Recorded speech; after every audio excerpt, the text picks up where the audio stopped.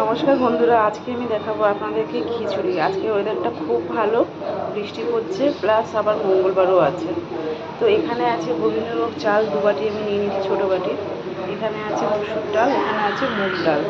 তো যেহেতু মুগ ডালটা কম বলে আজকে আমি একটু মসুর ডালটা অ্যাড করবো, সেটা আপনারা চাইলে নাও দিতে পারেন। তো এগুলো সব আমি একসঙ্গে নিয়ে আমি মুগ ডালটা আমি ভালো করে ভেজে নিয়েছি কড়ার মধ্যে। তো সব একসঙ্গে আমি ধুয়ে আর বসিয়ে দেবো।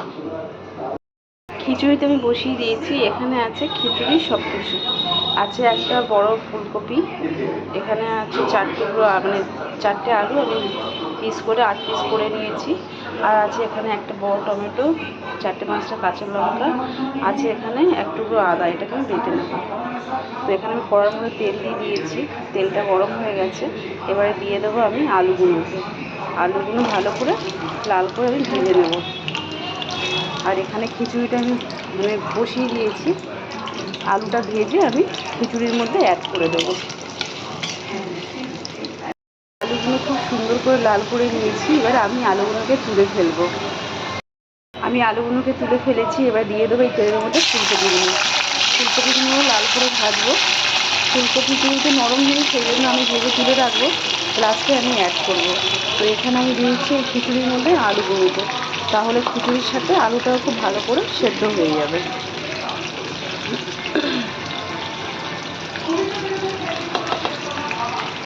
এখানে ফুলকপিটাও খুব ভালো করে লাল হয়ে গেছে, ফুলকপিটাও আমি তুলে ফেলবো। ফুলকপিটা আমি তুলে নিয়েছি।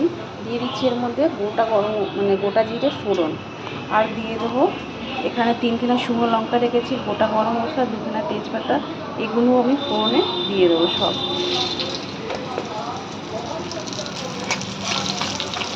এই ফোড়নটা খুব ভালো করে হলে তারপর থেকে আমি এই বাকি মশলাগুলো আমি অ্যাড করব। এখানে আমি নিয়ে নিয়েছি চিনি পরিমাণ মতন, স্বাদ মতন, নুন পরিমাণ মতন, আর আছে এখানটায় 1 চামচ হলুদ গুঁড়ো, 1 চামচ জিরে গুঁড়ো, 1/2 চামচ লঙ্কার গুঁড়ো, আর এখানে টমেটো কুচি, আদা বাটা, লঙ্কা সব একসঙ্গে আমি এই ফোড়নের মধ্যে দিয়ে দেবো। ফোড়নটা খুব ভালো করে হয়ে গেছে।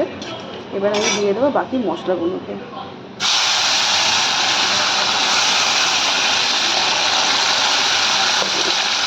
এই সব কিছু দিয়ে খুব ভালো করে আমি কষাবো। কষানো হয়ে গেলে তারপরে আমি দিয়ে দেবো খিচুড়ির মধ্যে।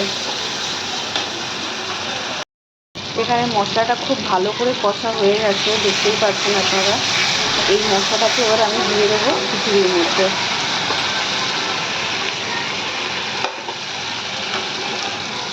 এটা আমি দিয়ে দিচ্ছি খিচুড়ির মধ্যে সব মশলাগুলো। এটা খুব ইজি হয়, এভাবে করতে খুব সুবিধা হয়, তাড়াতাড়িও হয়। অলরেডি খিচুড়িটা আমার হয়েই এসছে, আর একটুখানি বাকি রয়েছে। আর দিয়ে দেবো এর মধ্যে ফুলকপি ভাজাটা। এই সব কিছু দিয়ে আর একটু 5টা মিনিটের মতন ফুটবে, তারপরে আমার খিচুড়ি কমপ্লিট হয়ে যাবে।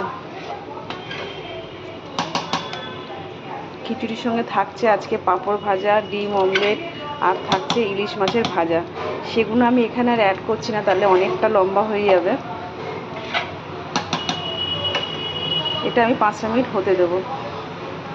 আমি 5 মিনিট পর ফিরে এলাম। খিচুড়ি আমার পুরোপুরি হয়ে গেছে, দেখতেই পাচ্ছেন পুরো ফুলকপিগুলো গোটা গোটা রয়েছে। এটা খুব সোজাভাবে রান্না, আপনারাও করতে পারেন, একদম কোনো খাটুনি নেই, কিছু নেই, খুব ভালোভাবে তাড়াতাড়ি হয়ে যায়, খেতেও খুব টেস্টি হয়। আমি দিয়ে দিচ্ছি এর মধ্যে এবারে পরিমাণ মতন ঘি।